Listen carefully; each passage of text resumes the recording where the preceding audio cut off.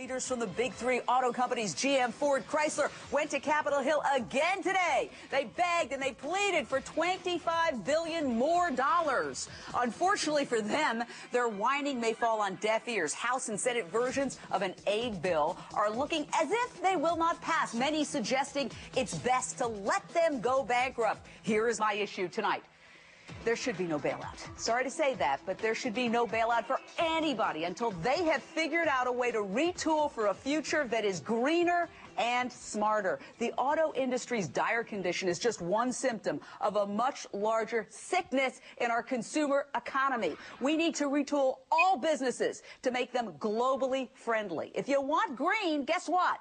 You're going to have to go green. We cannot, in good conscience, hand over billions and billions and billions of dollars to an industry that arrogantly hangs on to the past. We need a technological revolution, and unfortunately, Detroit ain't ready to lead it. Joining me now, Congressman Ron Paul, a Republican from Texas and former presidential candidate. Congressman Paul, first of all, thanks for being here tonight. You ran for president as a Republican, but you are very well known for your libertarian philosophy as well. Do you feel a bailout is a betrayal of what America stands for, and if so, why?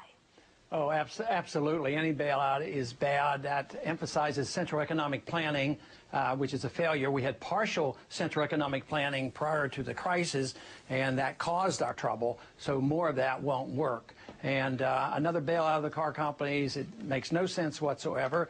But quite frankly, even though there's resistance here and it doesn't look like it's going to sail right through, I'd sort of predict that I don't think you're going to see the wiping off of the General Motors and Chrysler and Ford. I think they're going to be around one way or the other, because the politicians here, when push comes to shove, they will usually bend and do what they think the public wants. But I don't know if the public wants this. I think there's a lot of resistance.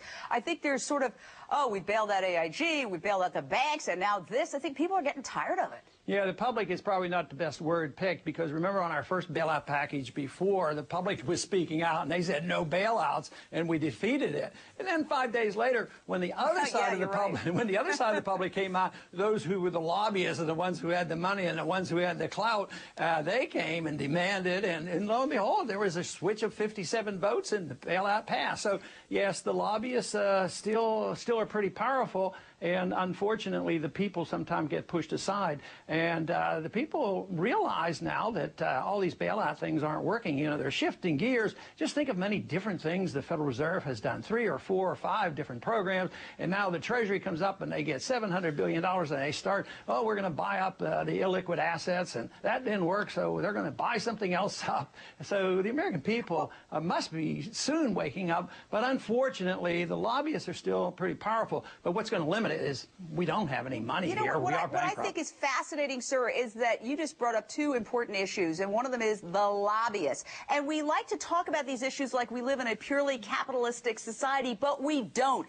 Lobbyists have actually substituted efficiency for influence. Influence is what counts in today's business world, not necessarily a good product. We don't live in a purely capitalistic society, and that's one of the reasons why the whole world is in turmoil. For example, we subsidize agribusiness by the billions in this country. And from what I've read and people I've talked to, it's literally putting small farmers in Africa and across Latin America out of business, creating poverty and crisis in those countries, and actually contributing to our immigration problems, because those unemployed farmers who used to have a mule and a couple of acres can't compete with agribusiness, so they're crossing the border to try to survive and get jobs.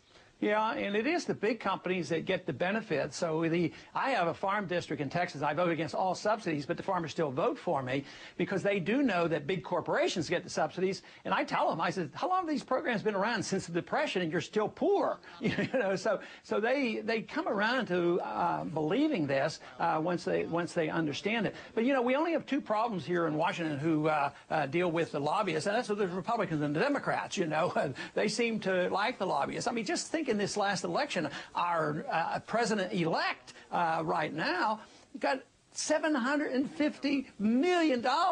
And believe me, he is not exempt from the lobbyists' control. So it's a system that is so bad, whether it's a Republican or Democrat or whatsoever. They run the show. That's why I'm sort of pessimistic that we can hold off the next bailout, because I think they're going to come and say the world is coming to an end. I have one quick question. Why do we have to psychologically keep the American manufacturing industry going? And obviously I know many jobs are connected to it, but it seems like everything else we buy in America is from another country. I mean, I tried for a week not to buy something from China, and I had a really hard time. It seems clear to me that we are no longer primarily a manufacturing country. We are in the information age, and that is going to be our role in the world as other countries take over manufacturing. Yeah, but you have to understand that's a more complicated question, because you have to understand the monetary system we have, the dollar standard that's coming to an end.